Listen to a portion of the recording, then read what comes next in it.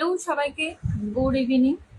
তো আজকে বলেছিলাম দ্য লেগুন বা দ্য লেগুন যেটা বলো তোমরা, এই শর্ট স্টোরিটা একটা শর্ট সিনোপসিস তোমাদের সাথে আলোচনা করব, তোমাদেরকে জানাবো।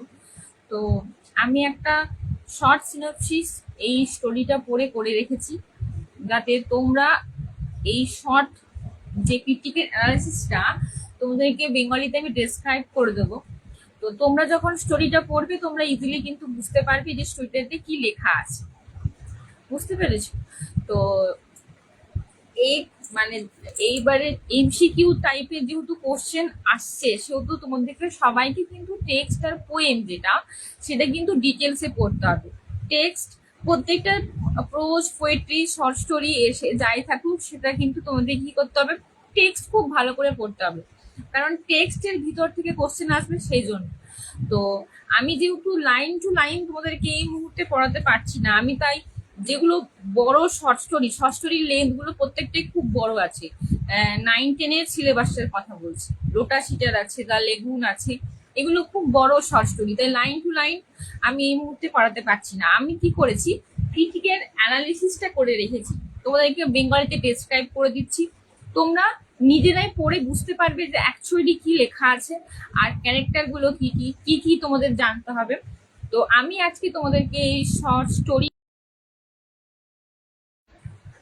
তো শর্ট স্টোরিটা আমি তোমাদেরকে বেঙ্গলিতে ডেসক্রাইব করছি। আচ্ছা, প্রথমে যেটা যেটা জানতে হবে, আমি প্রথমেই বলেছি সব জিনিসের একটা ইন্ট্রো জানা খুব দরকার। তো এইখানে দ্য লেগুনে জানবে যে লেগুন এই শর্ট স্টোরিটা কত সালে হচ্ছে লেখা হয়েছিল। আচ্ছা, তোমরা যদি মনে করো তোমরা কিন্তু খাতায় নোট ডাউন করে রাখতে পারো, কারণ প্রত্যেকটা জিনিসই হচ্ছে খুবই ইম্পর্টেন্ট, তাই তোমরা নোট ডাউন করে রাখতে পারো। এই যে লেগুন শর্ট স্টোরি, এটা কিন্তু লেখা হয়েছে 1896, মানে 1896 সালে কিন্তু লেখা হয়েছে। আর পাবলিশড হয়েছে কত সালে, 1897, মানে 1897 সালে এটা পাবলিশড হয়েছে। এই দুটো খুবই ইম্পর্টেন্ট। আর যেটা জানতে হবে কি, আমি বলেছিলাম কি পোয়েম, যে পোয়েম গুলো কি হচ্ছে যে কোনো ইন্ট্রো থাকছে না, হুট করে শুরু হচ্ছে, এরকম পোয়েম গুলোকে কি বলেছিলাম বলো? ইয়াস, ড্রামাটিক মনোলগের আন্ডারে পড়ে এরকম। তো আমার কথা হচ্ছে এই যে লেগুন যে শর্ট স্টোরিটা, এটাও কিন্তু ঠিক হঠাৎ করে শুরু হয়, এর কিন্তু কোনো ইন্ট্রো নেই। তো যেহেতু হঠাৎ করে শুরু হয়েছে, তো এই ধরনের যে শর্ট স্টোরি যেগুলো হঠাৎ করে শুরু হয়, এগুলোকে বলা হয় in media race. In media race, যেহেতু হঠাৎ করে শুরু হয়েছে, তাই যে শর্ট স্টোরি গুলো হঠাৎ করে শুরু হয়েছে তার যে থিমটা, তাকে আমরা বলি ইন মিডিয়া রেস। এইবারে আমি শর্ট স্টোরিটা একটুখানি ডেসক্রাইব করে দিই। আগে বলি কি কি মেন ক্যারেক্টার তোমাদেরকে এই শর্ট স্টোরিতে তোমরা পাবে। যে লেগুন এই যে এই শর্ট স্টোরিটা, এখানে কি আছে, আছে হচ্ছে তোমার আরশাদ আছে, তারপর আছে হচ্ছে তোমার হোয়াইট ম্যান আছে, যাকে চুয়ানও বলা হয়েছে। চুয়ান মিনস স্যার, চুয়ানে তাকে ইন্ট্রো করে বা তাকে ইন্ট্রোডিউস করে বলা হয়েছে চুয়ান। তো হোয়াইট ম্যানকে চুয়ান বলা হয়েছে, তো চুয়ান মিনস স্যার। তো ক্যারেক্টার কি কি আছে, হোয়াইট ম্যান আছে, আরশাদ আছে, আরশাদের স্ত্রী আছে হচ্ছে ডায়ামেলান, আর আছে কে কে, এই যে হোয়াইট ম্যান তার সাথে কি আছে, তার 3জন বন্ধু। আর কি আছে, এখানে আছে ইনসিমিধা আর তার রাজা মানে রুলার যে সে, আর তার পারিপার্শ্বিক কিছু কো অ্যাক্ট্রেস মানে যারা ওই শর্ট স্টোরিটার মধ্যে ইনভলভ। তো তোমাদেরকে মেন মেন যে জিনিসগুলো জানতে হবে যে ক্যারেক্টার কি কি আছে। লেগুন যে শর্ট স্টোরিটা, এর মধ্যে মেন ক্যারেক্টার হচ্ছে আরশাদ, আরশাদের স্ত্রী ডায়ামিলার, আরশাদের ব্রাদার যার কিন্তু কোনো নাম নেই। আর আছে কি ইনসিমিধা, যে হচ্ছে আরশাদ যে যখন আগে যে জায়গায় থাকতো সেই রাজ্যের রানী আর রুলার ছিল। আর হচ্ছে সারাউন্ডিং পারিপার্শ্বিক পরিস্থিতিতে যেসব লোকজন এখানে উঠে এসেছে। তো শর্ট স্টোরিটা শুরু হচ্ছে কিভাবে, দেখো। প্রথমে দেখাচ্ছে যে হোয়াইট ম্যান, সে হচ্ছে ওই একটা মালাই দ্বীপ, ওইখানে হচ্ছে একটা ছোট নদী, ওই নদীর মধ্য দিয়ে সে বোটে করে যাচ্ছে। এবারে ওই বোটে তার সাথে আছে কে কে, তার সাথে আছে ওই হোয়াইট ম্যান আছে, তার সাথে আছে আর তার সাথে আরো 2জন তার সঙ্গী মানে তার বন্ধু বান্ধব। আর যে নৌকো চালাচ্ছে সে আছে। তাহলে মোট কতজন হলো? 4 জন। এবারে যেটা থাকে সেটা হচ্ছে বলে যে বোটটাতে কতগুলো দাঁড় ছিল। এবারে হিসেব করো, প্রত্যেকটা বোটে মোট তাহলে নৌকোর মধ্যে ছিল 4 জন, তাহলে 4 জন কি করছে, দুটো করে দাঁড় বইছে, তাহলে কত হচ্ছে 4 × 2 মাল্টিপ্লাই করলে কত হয় 8। তাহলে মোট দাঁড় কটা হচ্ছে 8। এগুলো কিন্তু এমসিকিউর জন্য খুব ইম্পর্টেন্ট, তাই আমি ডিসক্রাইব করে দিচ্ছি। এইবারে আসি মেন গল্প। হোয়াইট ম্যান তার বন্ধু বান্ধবদের সাথে ওই তোমার মালয় দ্বীপ, তার একটা এর মধ্যে ছোট নদী বা খালের মধ্যে দিয়ে সে হচ্ছে যাচ্ছে ওই বন জঙ্গলের ভেতরে ওই নদীটা, ঠিক আছে। তো যাওয়ার সময় হঠাৎ করে যখন সূর্যাস্ত হচ্ছে, তো সূর্যাস্তের সময় ওই অন্ধকার জায়গায় তারা কোথায় থাকবে, একটা সেরকম তার সমস্যার মধ্যে পড়েছে। তো তখন হোয়াইট ম্যান বললো যে আমার এখানে একজন বন্ধু আছে, সেখানে তো আমরা সবাইকে থাকতে পারি। তো যে বোট চালাচ্ছিল বা তারা সবাই মিলে কি করলো, যেখানে তারা ওই সামনের দিকে এগিয়ে চললো। সামনের দিকে যখন এগিয়ে চললো, এগিয়ে যাওয়ার পরে তারা কোথায় পৌঁছালো? আরশাদের কাছে। আরশাদকে কিন্তু এই যে হোয়াইট ম্যান সে কিন্তু আগে থেকে চিনত। এবারে আরশাদকে আগে থেকে চিনত কিভাবে সেটা আমি পরে আসছি। এবার মেন গল্পটা কি, আরশাদের কাছে যখন তারা পৌঁছলো, ওই হোয়াইট ম্যান তার বন্ধু বান্ধবরা আরশাদের কাছে তারা পৌঁছানোর সময় সেটা কি একটা অন্ধকার পরিবেশ, একদম বন জঙ্গলের মাঝে থাকে। সেখানে আরশাদের বাড়ির সামনে দুটো কি হচ্ছে পাম ট্রিজ আছে, পাম ট্রিজ। সে দুটো পাম গাছের নাম কি? নিবং পাম ট্রিজ। আর যখন হোয়াইট ম্যানরা ওই নদীর মধ্যে দিয়ে যাচ্ছিল, সেইখানে তারা যে পাম ট্রিজ গুলো দেখেছে তার নাম কি? নিপা পাম ট্রিজ। মনে রাখবে যে পাম ট্রিজ গুলোর কি নাম। আরশাদের বাড়ির সামনে ছিল নিবং পাম ট্রিজ। আর ওরা যখন নদী মধ্য দিয়ে পাস করছিল বোটে করে, তখন ওরা যে পাম ট্রিজ গুলো দেখেছে সেগুলো হচ্ছে কি? নিপা পাম ট্রিজ। এবারে আরশাদের বাড়ির ওখানে গিয়ে হোয়াইট ম্যান বলেছে যে ওখানে থাকবে। তো তার যা বন্ধু বান্ধব তারা আরশাদের বাড়িটাকে দেখে তাদের মনে হচ্ছে যে আরশাদের বাড়ির যে জায়গাটা বা পরিবেশ বা এনভায়রনমেন্ট যেটা, সেটা কিন্তু কেমন একটা ভৌতিক ভৌতিক টাইপের। তো তারা ওই জন্য ওখানে থাকতে চাইলো না। তারা কি বললো যে না, আমরা এখানে থাকবো না, আমরা বোটেই ফিরে যাব, আমরা বোটেই থাকবো। কিন্তু কিন্তু আরশাদ বলল যে না, আমি তাহলে এখানেই থাকি, তাহলে তোমরা বোটে ফিরে যাও, আমাকে ব্ল্যাঙ্কেট আর হচ্ছে ফুড বা ফুডের একটা বাস্কেট ছিল সেটা তাহলে আমাকে দিয়ে দাও, আর তোমরা বন্ধু বান্ধবরা মিলে কি করো, বোটে ফিরে যাও। তো তার বন্ধু বান্ধবরা বোটে ফিরে গেল। আর আরশাদের কাছে ওই হোয়াইট ম্যানটা কি করলো, থেকে গেল। হোয়াইট ম্যানকে আরশাদ কিভাবে ছিল? এবারে আরশাদ কি করলো, যখনই হোয়াইট ম্যানকে দেখলো, হোয়াইট ম্যানকে দেখার পর আরশাদ হোয়াইট ম্যানকে বললো যে তোমার কাছে কোনো মেডিসিন আছে, ওষুধ আছে? তখন হোয়াইট ম্যান আরশাদকে এই প্রশ্নটা শুনে হোয়াইট ম্যান কি করলো, অবাক হয়ে গেল। যে মানুষ কারোর বাড়িতে গেলে কি করি, আমরা জিজ্ঞেস করি যে কি কেমন আছো, আর কতদিন পরে আসলে, ঠিক এরকম ভাবে তুই ইন্ট্রো করি। কিন্তু হোয়াইট ম্যানকে যখন আরশাদ বললো যে তোমার কাছে কোনো মেডিসিন আছে, তখন আরশাদ যখন হোয়াইট ম্যানকে বললো, তখন হোয়াইট ম্যান বললো যে আমার কাছে এই মুহূর্তে মেডিসিন আছে কিনা সেটার থেকে বড় কথা তোমার মেডিসিনটা লাগবে কিসে। তখন কি করলো, আরশাদ হোয়াইট ম্যানকে নিয়ে তার নিজের যে কটেজ তার ভেতরে গেল। তো যখন ভেতরে কটেজে নিয়ে গেল, তখন দেখলো কি, হোয়াইট ম্যান দেখলো সেখানে একজন মহিলা, ঠিক আছে। সে কিভাবে আছে, একটা বেম্বু মানে বাঁশের খাট, সেখানে একটা রেড ক্লথ মানে সুতির একটা রেড ক্লথ ওই বাঁশের খাটের ওপরে বেছানো আছে। আর একজন মহিলা কি করছে, ওই দেওয়ালের মধ্যে তারা পেছনের দিকে যেরকম আমরা হেলান দিয়ে থাকি তো শুয়ে থাকি, ঠিক সেভাবে কি করছে, শুয়ে আছে। তো তখন আরশাদ এর এই ঘটনাটা দেখে হোয়াইট ম্যান আরশাদকে বলছে যে ইনার কি হয়েছে বা কি অবস্থা।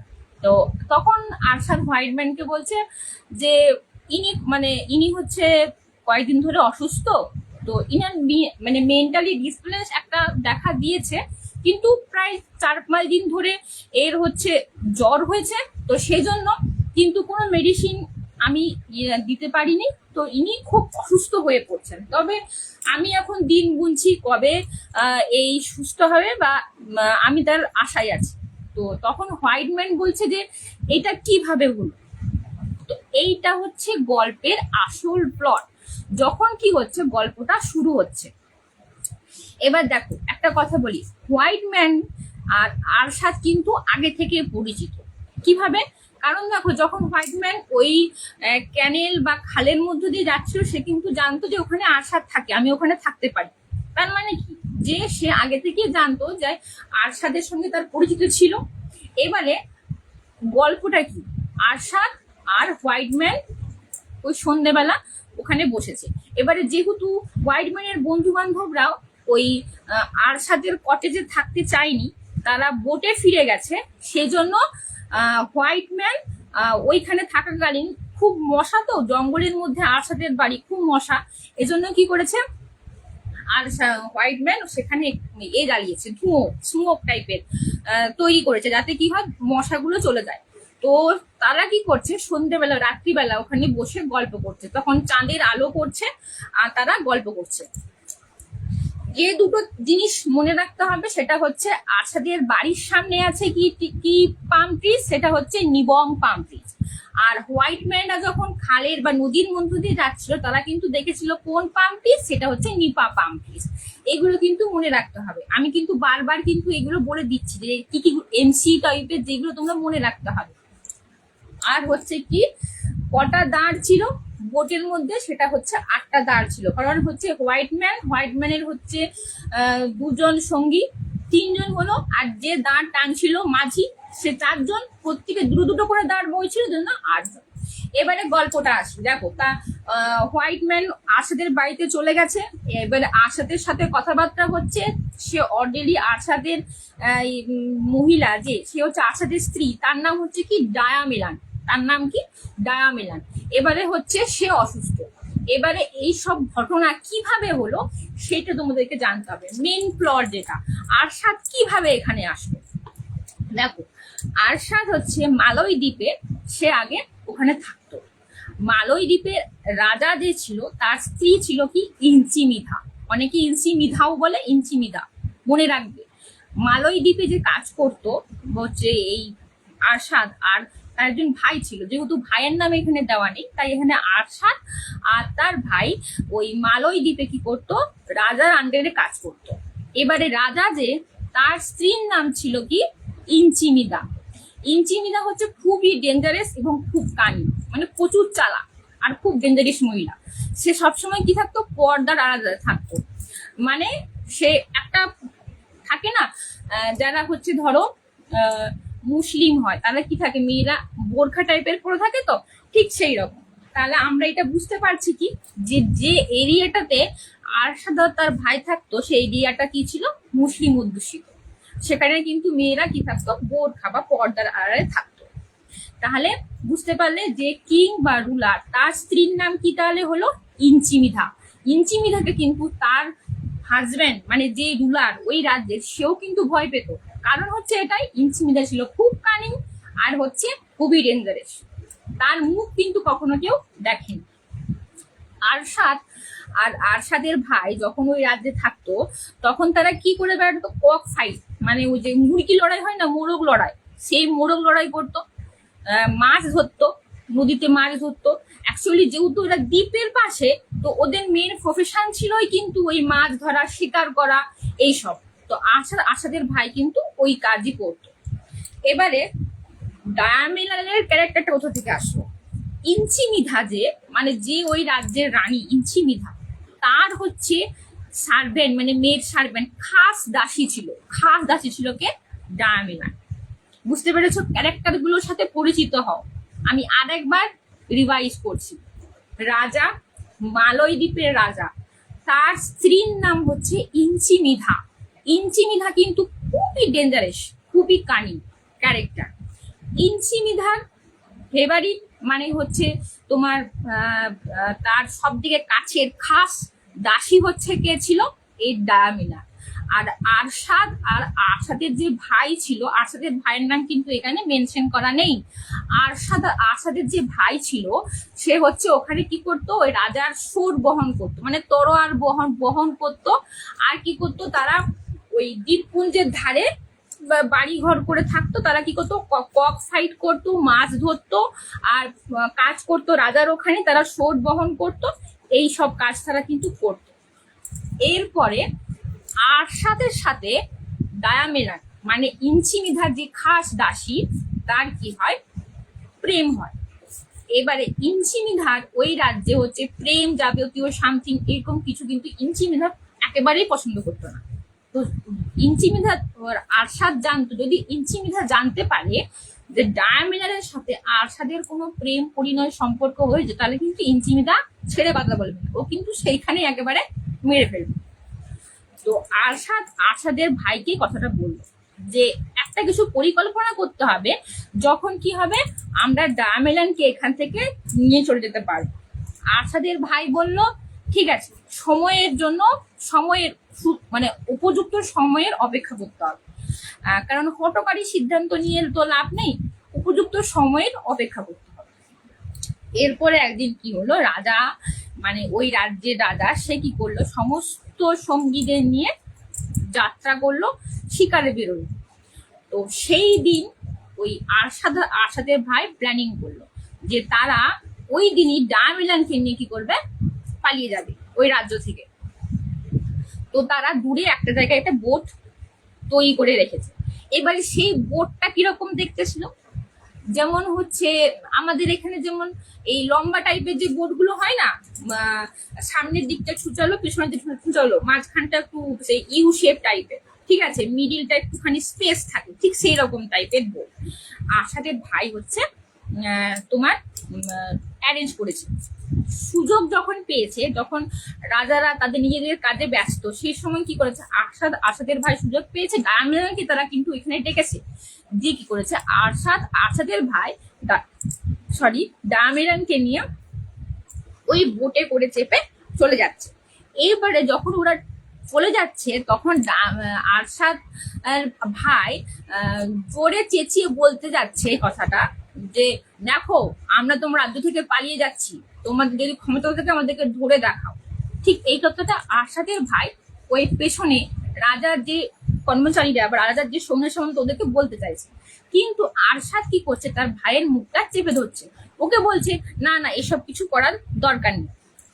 আরশাদের ভাই তখন আরশাদকে বলছে তুমি তো হাফ পুরুষ হয়েছো, হাফ নারী হয়েছো, মানে হাফ পুরুষ মানে তোমার মধ্যে হাফ পুরুষ আছে, আর হাফ মনটা কি করছে, ডায়ামিলানের কাছে আছে, মানে তুমি ডায়ামিলানকে দিয়ে দিচ্ছ, এই জন্য তুমি ভয় পাচ্ছ। এইবারে যখন ব্যাপারটা জানাজানি হয়েছে, ডায়ামিলানকে আরশাদরা নিয়ে পালিয়ে যাচ্ছে, তখন কি করছে, রাজার সৈন্য সামন্তরা সেটা জানতে পেরেছে। তারা কি করছে, আরশাদের যে বোর্ডটা কি করছে, ফলো করতে করতে আরশাদের ভাই তখন বলছে, আরশাদ বলছে যে এইবার কি হবে, তখন আরশাদের ভাই বলছে তুমি চিন্তা করো না, আমার কাছে কিন্তু বারুদ আছে। এইখানে একটা জিনিস তোমাদেরকে মনে রাখতে হবে, আরশাদ আর আরশাদের ভাই হোয়াইট ম্যানকে কি করে চিনবে, ঠিক এইখানে হচ্ছে রিলেশন। আরশাদের ভাই একটা যুদ্ধে গেছিল, সেই যুদ্ধে গিয়ে ওই হোয়াইট ম্যানের সাথে কি হয়েছে, পরিচয় হয়েছিল। তো হোয়াইট ম্যান কি করেছিল, আরশাদের ভাইকে 3 থেকে 4 প্যাকেট ওই যে বারুদের যে প্যাকেট হয় সেটা দিয়েছিল, আর একটা বন্দুক ছিল আরশাদের ভাইয়ের কাছে। তো আরশাদের ভাই তখন আরশাদকে বললো, ওই মুহূর্তে যখন কি করছে, ডায়ামিলানকে নিয়ে পালিয়ে যাচ্ছে, আর পেছন থেকে রাজার সৈন্যরা কি করছে, ওকে ধাওয়া করছে। তখন আরশাদের ভাই বলছে যে আমার কাছে কিন্তু বারুদ আছে, তুমি চিন্তা করো না, আমি এখন হচ্ছে ফায়ারিং করব, ওরা দেখবে সবাই পালিয়ে যাবে। তখন ও কি করলো, আরশাদের ভাই কি করলো, আরশাদকে বললো যে তুমি ডায়ামিলানকে নিয়ে কিছুটা এগিয়ে যাও, আমি এই দ্বীপের এই কোনায় দাঁড়িয়ে ওদেরকে ফায়ারিং করছি, সুযোগ বুঝে তোমাদেরকে ডাকবো, তোমরা এসে আমাকে এখান থেকে নিয়ে যাবে।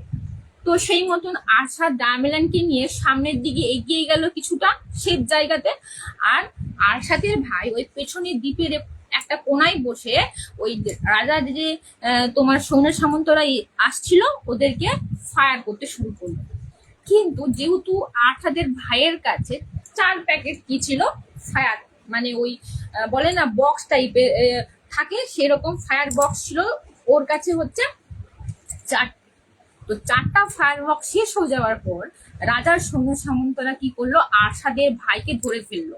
তো যখন ধরে ফেললো তখন ওই সৈন্য সামন্তরা আরশাদ শুনতে পাচ্ছে দূর থেকে, ওরা তো কিছুটা এগিয়ে গেছে আরশাদ আর ডায়মিলান, তো ওরা শুনতে পাচ্ছে যে কিল কিল, মানে ওকে ধরে ফেলো, ওকে মারো, এরকম ধরনের কথা বলছে। তখন আরশাদ বুঝতে পেরেছে যে রাজার সৈন্য সামন্তরা কি করছে, আরশাদের ভাইকে ধরে ফেলেছে। এইবারে এই সময় দাঁড়িয়ে আরশাদের ভাই কিন্তু আরশাদকে 3বার ডেকেছে, 3বার ডেকেছে, বলেছে যে আমাকে বাঁচাও বা নিয়ে যাও, 3বার ডেকেছে। আরশাদ কিন্তু শুনতে পেয়েছে সেটা, কিন্তু আরশাদ ফিরে যায়নি তার ভাইকে বাঁচাতে। তো কেন ফিরে যায়নি, তার কারণটাই হচ্ছে আরশাদ ভাবলো যদি আমি ফিরে যাই তাহলে কি হবে, আর সৈন্য সামন্তরা তো আমাদেরকে ধরে ফেলবে, মানে আরশাদকে ডায়মিলানকে ধরে ফেলবে, আমাদেরকে তো আর বাঁচিয়ে রাখবে না। তার থেকে আমি যদি এখান থেকে চলে যাই তাহলে কি হবে, আর আমি আর ডায়মিলান একটা সুন্দর জীবন পাবো। তো সে কি করলো, স্বার্থপরের মতো যে ভাই তাকে সমস্ত রকম পরিকল্পনা করলো, সমস্ত কিছু অ্যারেঞ্জমেন্ট করে দিল ডায়মিলানকে নিয়ে পালিয়ে যাওয়ার জন্য, সে কি করলো, তার নিজের সেই ভাইকে ছেড়ে দিয়ে ডায়মিলানকে নিয়ে এসে পালিয়ে গেল। এরপর হচ্ছে টপিকে আসি, যেখানে কি হচ্ছে, ওই যে হোয়াইট ম্যানের সাথে তার কথা হচ্ছে, ওই হোয়াইট ম্যানকে সে পুরো গল্পটা বলছে। তারা কি করছে, পালিয়ে এসে যে এখন যেখানে আছে সেইখানে তারা কি করেছে, আছে। তো বাঁশের তৈরি বাড়ি, সেখানে তারা আছে। তো হোয়াইট ম্যান তখন জিজ্ঞেস করছে আরশাদকে যে এই জিনিসটা হলো কি করে, যে তো ডায়মিলান এভাবে অসুস্থ হয়ে পড়লো কি করে। তখন আরশাদ বলল যে কিছুদিন আগে, প্রায় 1 থেকে 2 সপ্তাহ আগে, ডায়মিলান হঠাৎ করে শুনতে পেত যে ওই দ্বীপ থেকে তাকে কেউ ডাকছে, তাকে কেউ বলছে যে ওখানে যাওয়ার জন্য বলছে। তো সে কি করতো, তখন সাবকনসিয়াস মাইন্ডে ওদিকে দৌড়ে যেত, আবার কিন্তু ঘুরে চলে আসতো। তো এইটা সে কদিন ধরে এরকম হচ্ছিল আরশাদের স্ত্রী ডায়মিলানের। তো সে কি করলো, এইরকম মানসিক অসুস্থতা নিয়ে সে, তার খুব জ্বর এসছিল। তো জ্বর আসার ফলে সে আস্তে আস্তে কি করে, এইভাবে অসুস্থ হয়ে পড়ে। আর সে আর সেভাবে কোনো, মানে কি বলবো, সাড়াও দিচ্ছে না, এইভাবে শুয়ে আছে। আর তাকে সব থেকে বড় কথা, হোয়াইট ম্যান যখন তাকে প্রথম দেখেছিল, যখন আরশাদের ঘরের মধ্যে সে প্রবেশ করেছিল, যখন হোয়াইট ম্যান ডায়মিলানকে দেখেছিল শুয়ে থাকা অবস্থায়, তখন তাকে দেখে আরশাদ, মানে হোয়াইট ম্যান ভেবেছিল যে সে মৃত। কিন্তু তার সেই সময়ের কন্ডিশন ছিল এমনই যে ডায়মিলান এরকম হেলান দিয়ে শুয়ে আছে, তার পেছনে আছে একটা লাল রঙের কটনের ক্লথ, আর তার চোখ দুটো ওপরের দিকে তাকান, মানে উপরের দিকে তাকিয়ে আছে, আর একদম স্টিল, কোনো নড়াচড়া করছে না, যে কেউ দূর থেকে দেখলে ভাববে যে সে মারা গেছে। তো হোয়াইট ম্যানকে আরশাদ সমস্ত ঘটনা বলল, যে আজকে তারা এখানে কি কারণে আছে, কিভাবে কি হয়েছে, সমস্ত কিছু বলল। এবং এটাও বলল আরশাদ হোয়াইট ম্যানকে যে দেখো, আমি আমার ভাইয়ের সাথে যেটা করেছি সেটা ভুল করেছি, আমার করা উচিত হয়নি, কিন্তু সেই মুহূর্তে আমার মনে হয়েছে এটাই, যে যদি আমি ডায়মিলানকে নিয়ে পালিয়ে ওইখান থেকে না যাই তাহলে হয়তো ডায়মিলান এবং আমি কেউই বাঁচবো না, এই জন্য আমি আমার ভাইকে ছেড়ে পালিয়ে এসেছি। কিন্তু সেই যন্ত্রণাটা আমাকে কিন্তু এখনো কি করে, কুড়ে কুড়ে খায়। তো আজকে ডায়মিলানের এরকম অবস্থার সময় আমি সত্যিই খুব একা, আমি বুঝতে পারছি না আমি কি করব। তো তখন হোয়াইট ম্যান বলল যে এর পরবর্তীতে তুমি কি করতে চাইছো, এই কথাবার্তাগুলো চলছে। এরপর নেক্সট দিন, যেদিন হোয়াইট ম্যান আছে, হোয়াইট ম্যানের পরের দিন, মানে পরের দিন সূর্যাস্ত হচ্ছে, সানসেট হচ্ছে, সেই সময় আরশাদ ঘরে ঢুকেছিল, যেখানে ডায়মিলান আছে সেখানে ঢুকেছে, ঢুকে বেরিয়ে এসছে। বেরিয়ে এসে, দাঁড়াও কথাটা কি বলেছে আমি তোমাদেরকে বলছি। হ্যাঁ, সি বার্নস নো মোর, মানে আরশাদের স্ত্রী ডায়মিলান কি হয়েছে, মারা গেছে। এটা কিন্তু খুব ইম্পর্টেন্ট একটা line, sea burns no more. এটা মানে কি, যে আরশাদের স্ত্রী হয়েছে কি, মারা গেছে। সেই কথাটা আরশাদ কি করছে, হোয়াইট ম্যানকে বলছে, মানে আরশাদের স্ত্রী মারা গেছে। তো সমস্ত ঘটনা হওয়ার পর হোয়াইট ম্যান এবার ওখান থেকে ফিরে যাবে। তো হোয়াইট ম্যান তখন আরশাদকে বলছে যে তাহলে তুমি আমাদের সাথে ফিরে চলো, তুমি এখানে থেকে আর কি করবে, তুমি তো একা, তুমি আমাদের সাথে ফিরে চলো। তখন আরশাদ বলল যে না, আমি এখান থেকে ফিরে যাব না, আমাকে প্রতিশোধ নিতে হবে, আমার ভাই যে মারা গেছে তার প্রতিশোধ, আর আমার স্ত্রী ভাবে মারা গেল, সমস্ত কিছুর প্রতিশোধ আমি নেব। একটা লাইন আছে এখানে তোমাদেরকে বলছি, দাঁড়াও। লাইনটা হচ্ছে, দাঁড়াও বলছি। যখন আরশাদকে হোয়াইট ম্যান বলছে তখন বলছে no two one, two one means white ম্যানকে বলেছে টু ওয়ান, টু ওয়ান মানে হচ্ছে স্যার, বলছে no two one, sir Arshad সব you, I shall not eat or sleep in this house, but I must first see my road. Now I can see nothing, see nothing. There is no light and no peace in the world, but there is death. Death for many. We were sons of the same mother, and I left him in the midst of enemies. But I am going back now. In a little while I will see the clear enough to strike. মানে হচ্ছে এটাই যে সে এবার প্রতিশোধ নিতে চাইছে, তার স্ত্রীও মারা গেছে, তার ভাই তো অনেক আগেই মারা গেছে, তো সে সমস্ত কিছু হারিয়ে, তো আরশাদের এখন মনের মধ্যে প্রতিশোধ স্পৃহা জেগে উঠেছে। সে কি করতে চাইছে, এবার সে রিভেঞ্জ নেবে, এই জন্য সে হোয়াইট ম্যানের সাথে ফিরে যেতে চায়নি, সে এখানে থেকে গেছে। তো গল্পটা ঠিক এখানেই শেষ হয়েছে, কিন্তু এরপরে যে ওই আরশাদ প্রতিশোধ নিয়েছে কিনা বা এরপরে কি ঘটনা সেটা কিন্তু আর এই স্টোরিতে লেখা নেই। তো সেই জন্যই এটাই হচ্ছে ছিল গল্প, লেগুনের গল্প হচ্ছে এটাই ছিল যে একটা কি বলবো না পাওয়া, আরশাদ তার স্ত্রীকে পেয়েছে কিন্তু সে তার সাথে সংসার করতে পারলো না, তার স্ত্রী একটা মিল অফ দ্য টাইমিং তাকে ছেড়ে চলে যায়। আরশাদের ভাই যে তাকে খুব ভালোবাসতো আরশাদকে, আর আরশাদ তাকে খুব ভালোবাসতো, তাকে কি করলো, ছেড়ে চলে যেতে হলো। তো এই কিছু ঘটনা এই শর্ট স্টোরির মধ্যে খুবই ইম্পর্টেন্ট টপিক। তোমাদেরকে বেঙ্গলিটা আমি ডেসক্রাইব করে দিলাম শর্টে, তোমরা টেক্সটটা পড়ে দেখবে, তোমরা ইজিলি বুঝতে পারবে। তো যে যে মেন ক্যারেক্টার গুলো তোমরা পড়বে সেগুলো বলেই দিলাম, আরশাদ, দামিলান, ইঞ্চিমিধার রাজা মানে রুলার, আরশাদের ব্রাদার যার নাম নেই, হোয়াইটম্যানকে টুয়ান বলে সবাই জানছে, স্যার বলছে সবাই, টুয়ান মানে স্যার, নাম এখানে দেওয়া নেই। তো এই সব ক্যারেক্টার গুলো কি আছে এই লেগুনে আছে। তো তোমরা শর্ট স্টোরিটা খুব ভালো করে করো, কোথাও কোনো অসুবিধা হলে একবার বলো যে এখানটা বুঝতে পারছি না, আমি অবশ্যই চেষ্টা করব। আর সব থেকে বড় কথা, টেক্সট তাহলে পড়ো, একদম text part to part, line by line পড়ো। আমি ভেবে দেখলাম যে দেখো তোমাদের কি, আর এটা অলরেডি জুন মাস শেষ হয়ে গেল, জুলাই আগস্ট সেপ্টেম্বরে ফার্স্ট উইকে বলেছে পরীক্ষা হবে, লাইন বাই লাইন যদি ধরে এখনো পড়াতে যাই না অনেকটা টাইম চলে যাবে। তাই আমি শর্ট স্টোরিটা তোমাদেরকে বেঙ্গলিটা বলে দিলাম, তোমরা ইংলিশটা করে সবাই ইজিলি বুঝতে পারবে। আর আমি এই যে শর্ট স্টোরি যেগুলো বড় বড় আছে রোটা সিজার, এটাও আমি কি করবো এরকম বেঙ্গলিতে বলে দেবো, তোমরা ব্রিফলি তোমার স্টোরিটা পড়ে নেবে। তো ভালো করে টেক্সট করো। তো আজকের টেক্সট শর্ট স্টোরি যেটা বলেছিলাম দ্য লেগুন তোমাদেরকে পড়াবো, সেটা আমি তোমাদেরকে বেঙ্গলিতে ডেসক্রাইব করে দিলাম।